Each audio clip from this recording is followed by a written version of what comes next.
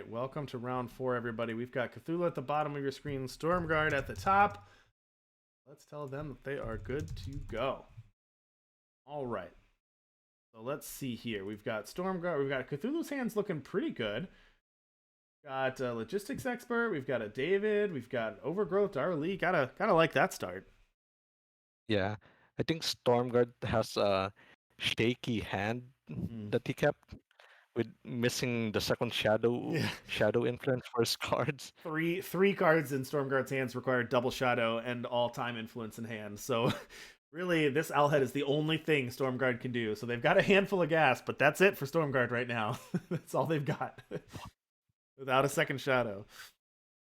All right, He's Cthulhu here. pushing his luck too much. It's too much. Too much. All right, David's going to find a call on allies here, followed up with the Darlee. Cthulhu with that real quick start. Seed of Mystery off the top for Stormguard. Who needs that double shadow? He had it all along. Yeah.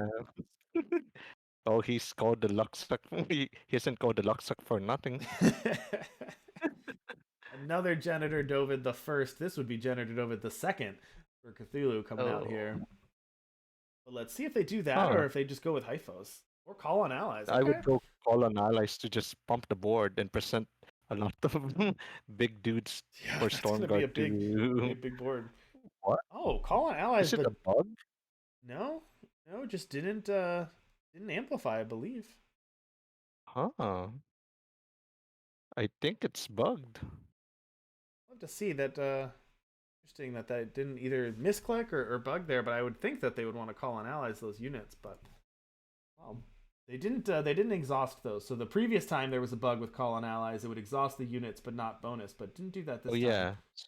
Well, so I guess it was misclick. Yeah, misclick or intentional. Who knows? So Janitor Dovid here gonna find out. Gonna grab a Hyphos off the top with a Huntress in hand. What a hand by Cthulhu, just getting everything they want here. Yeah. Stormguard's got big now. This is 11 power out here, 11 attack here. Stormguard gonna put Cthulhu down to 14. So Stormguard just attacked so he could just play another Spiteling, which gives him 2 more blockers against Cthulhu's big board. And notably in hand, Stormguard does have Curtain Call, so I think given the Curtain Call in their hand, Stormguard can line up some of these big attacks, and then if it ever gets to a point where it's a race or Cthulhu's going to block, Stormguard can just fire off this Curtain Call and gain a ton of health. Yeah, which is really important in a aggro matchup. And that double Spiteling did work here. Stormguard attacking in, and like we said, has that Curtain Call. This is 17 damage. This is lethal, and Cthulhu's going to have to line up some blocks here. So this is a curtain call play. Ooh, and he gets...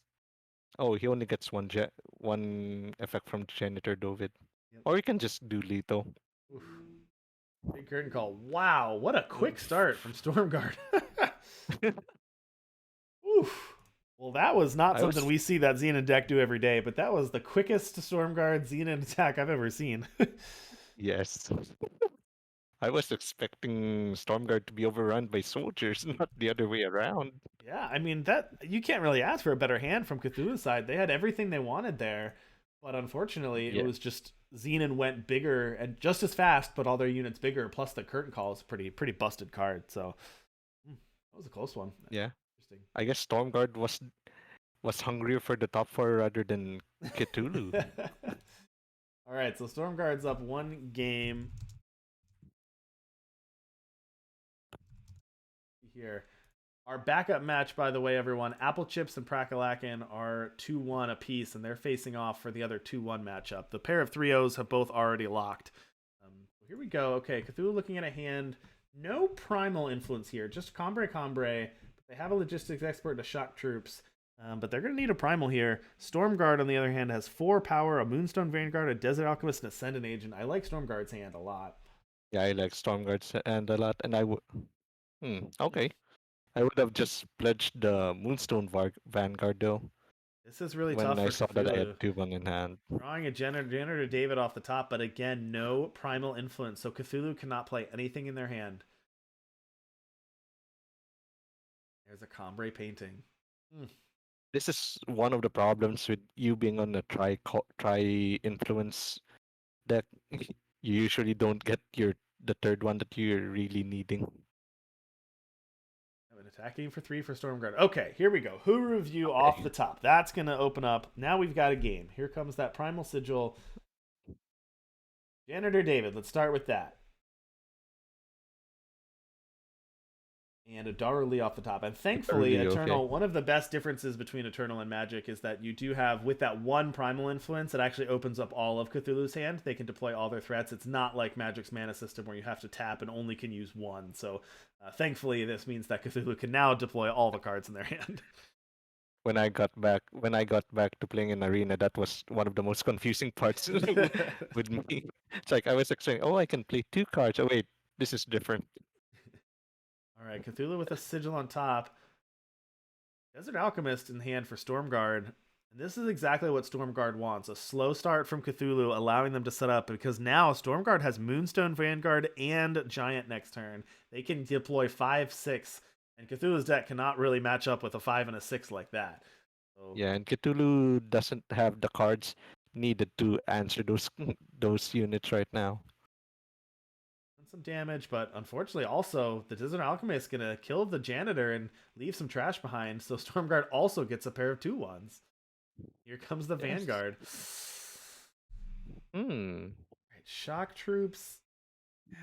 Not great. Not great. Oh, Spitling as well. This is gonna Lightling's- be bad for Cthulhu. Now, Cthulhu does have the Argos technique to give +2/+2 in lifesteal, so they're going to be able to eat this Moonstar Vanguard, but I'm not sure that Stormguard even cares. Really Also, drew a second Moonguard Vanguard off of the trigger. Oof. That's fine. I don't This think is bad Stormguard for even Cthulhu. cares. Yeah, I don't even. Stormguard doesn't even care about that. Another Shock Troops off the top. Ouch. Yeah. Oh no. Oh no. Cthulhu trying to get that free attack in with the 4/4, but instead can get eaten by the Giant, and all they can do is deploy another Shock Troops. Yeah, this is Stormguard's game. Here comes a second Moonstar Vanguard and a Vine Grafter. And the Vinegra.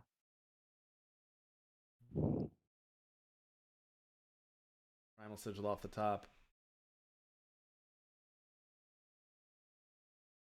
I guess Stormguard can get Suffocate to remove the blockers, Nectar of Unlife to bring back the creatures, or bring back the creatures from his void, or is he gonna be fancy and just play Moldermock?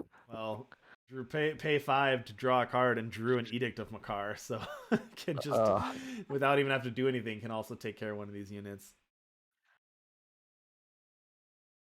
So Edict of Makar is more of a market card, but due to the popularity of soldiers and like sentinels, Yeah. it's a really great main deck card, which is a bit like metaing for the different decks.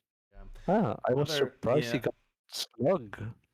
Yeah, awkward guess thing here for awkward for Cthulhu too is that even when they do draw removal, the Amplify can pump up the soldiers, but even the removal in this deck is, dealing 3 damage and permafrost and just things that don't really hit what Stormguard has going on. Yeah. 3 damage doesn't really answer your 8/8 overwhelm. And Stormguard is going to take that one too. Oh, congrats to Stormguard. So Cthulhu is not out of it. So let's just line up that real quick. So now that Cthulhu lost, it means that a 2/2 will get into the top 4. We just have to figure out which 2/2 that